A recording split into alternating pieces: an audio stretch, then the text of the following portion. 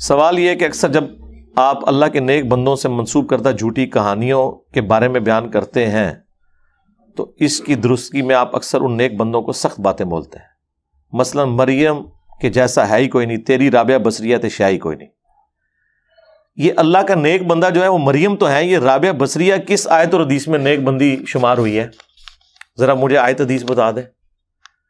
یہ تو آپ نے ان کو ڈکلیئر کیا نا. ہمارے نزدیک تو ان لوگوں کے عقائد قرآن و سنت کے بالکل منافی تھے، بالکل جاہل و جڑ تھے، دین کے ساتھ ان کا کوئی لینا دینا نہیں.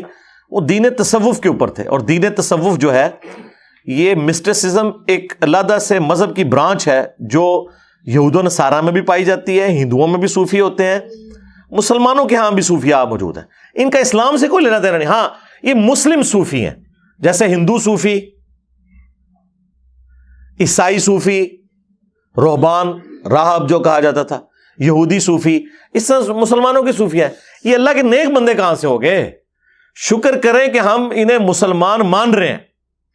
آپ نیک بندوں کی بات کر رہے ہیں، ہم تو ان کی جو تعلیمات ہیں ان کی روشنی میں تو ان کو نیک بندہ مانتے ہی نہیں ہے. اب آپ اگر یہ کہتے ہیں کہ یہ کہانیاں جھوٹی ان کی طرف منسوب ہیں تو وہ بندہ خود ہی پھر جھوٹا ہے نا، جب اس کا کوئی تعارف ہی نہیں ہے. یعنی میں آپ کو پرانے کسی بابے کے بارے میں کہوں کہ یہ اس کی طرف جو بات منسوب ہے یہ بھی غلط، یہ بھی غلط، آپ کہیں نہیں یہ اس کی ہے ہی نہیں ہے، پھر صحیح کیا ہوتے دسو؟ وہ بھی کوئی نہیں. اسی لیے میں نے کہا تھا if there is no کشف المحجوب there is no علی بن عثمان حجویری. ہاں، کیونکہ ان لوگوں کا تعارف یہی کتابیں ہیں اور ان کے ماننے والے ہیں. اگر آپ یہ کہ یہ تو اسی طریقے سے ہے کہ کوئی شخص 8 سے 1000 سال بعد کہ جی غلام احمد قادیانی دجال کی طرف لوگوں نے جھوٹ منسوب کر دیا ہے، پھر آپ کیا کریں گے؟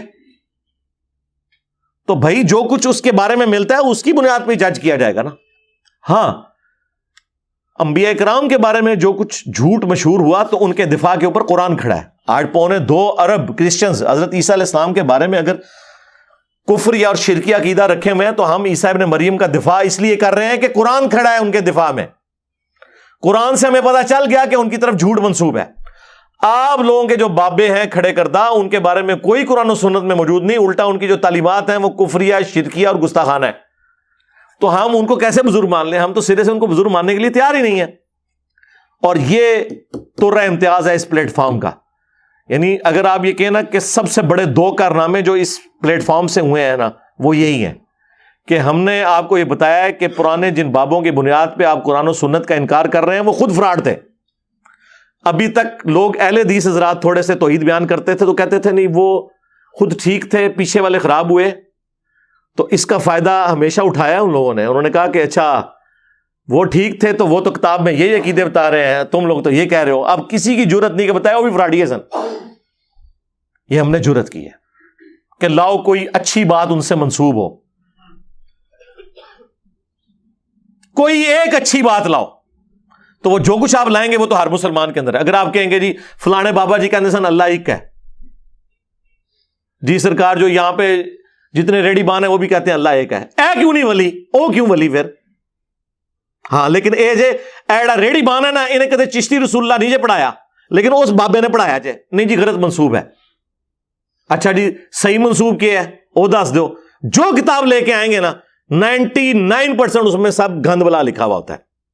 کشف المحجوب کے تو میں نے آپ کو 4-5 باتیں بتائی ہیں. واللہ کشف المحجوب، حش بہشت یا پہلے صفحے سے لے کے آخری صفحے تک جائیں نا، میرا یہ دعویٰ ہے کوئی ایک صفحہ بھی ایسا نہیں جو قرآن و سنت کے خلاف نہ ہو. ایک آدھ جملہ میں آپ کو نکال دوں گا کہ یہ قصہ آدم اور ابلیس نقل کیا علی بن عثمان حجویری نے کشف المحجوب میں، اور انہوں نے شیطان کی غلطی اللہ کے کھاتے میں ڈال دی ہے.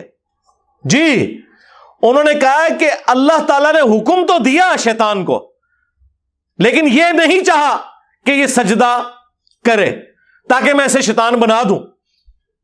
لو ختم ہو گیا کام. بھائی جی یہ شیطان بخشا گیا تھی میں تو ویسے ہی بخشے گئے. آپ یہ دیکھ لیں کہ یہ ان لوگوں کا لیول تھا. اور قرآن میں قصہ آدم اور ابلیس 7 دفعہ ہے. ہر جگہ اللہ تعالیٰ نے وہم نکالا ہے کہ ہم نے پھر اس سے پوچھا تو نے یہ ایسا کیوں کیا تو اس نے کہا کہ میں اسے افضل ہوں. یعنی اللہ تعالیٰ نے جس شیطان نے غلطی کی تھی اسی کے کھاتے میں ڈالی ہے انہوں نے پکڑ کے. اور یہ وہ ہے جی معرفت کی بات وہ ہر بندے کی نہیں کرنی چاہیے تھی. یہ ہر بندے کے آگے کرتے نہیں تھے, بزرگیاں قائم تھی. ہم نے ہر بندے کو بتا دی کہ اے بکواسیات ارشاد فرماندے جی سارے لوگ, تو لوگوں نے کہا لانتا بھیجو نہیں نہ بزرگوں ہوتے. حالانکہ ہم کہتے ہیں کہ صرف علمی اختلاف کریں, لانتے بھیجنے کی کوئی ضرورت نہیں ہے. اگر وہ نیک ہیں, ہماری ان کی برائی بیان کرنے سے ان کو کوئی فرق نہیں پڑنا, اور اگر وہ بدکار ہیں میری تعریف کرنے سے کوئی فرق نہیں پڑنا. تو نیک بندے ہے ہی نہیں نا یار. یہ آپ کو کس نے کہہ دیا نیک بندے ہیں؟ رابعہ بصریہ کو آپ کہہ رہے ہیں نا, تو مجھے بتائیں رابعہ بصریہ کا ذکر کس آیت اور حدیث کے اندر موجود ہے؟ آپ کہیں گے نہیں وہ تو بعد میں آئی ہے. جو بعد میں آئی ہے تو کہیں تو لکھا ہوگا نا. وہ آپ ذرا کتاب لیں, میں بتاتا ہوں کہ یہ مردوں کے ساتھ بیٹھ کے عبادت کرتی ہوتی تھی, پوری رات بیٹھ کے. پھر آپ کیا کریں گے؟ چھوڑ دیں یار, یہ سب شادی نہیں کی اس نے پوری زندگی. اور حضور نے فرمایا فمن رغب عن سنتی فلیس منی, جس نے میری سنت سے اعراض کیا اس کا مجھ سے کوئی تعلق ہی نہیں ہے. آپ کہہ رہے ہیں ولی اللہ. اچھا ولی اللہ وہ ہوتا ہے جو نکاح نہ کرے. ویسے تو آپ کہتے ہیں جی اللہ دے ولی جڑے نا چھوٹی چھوٹی سنتاں تے عمل کرتے ہیں, وڈی وڈی چھڑ دیتے ہیں.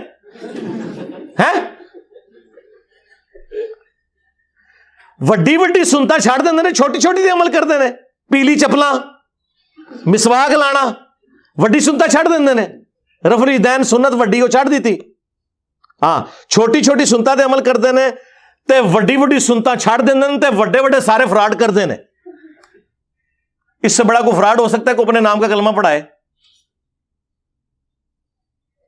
جو بایزید بستامی کے سکر کو ثابت کرنے کے لیے رسول اللہ پہ جھوٹ باندھے کہ انہوں نے اپنی صحابی کی بیوی پہ عاشق ہو گئے تھے, ان سے شادی کر لی تھی.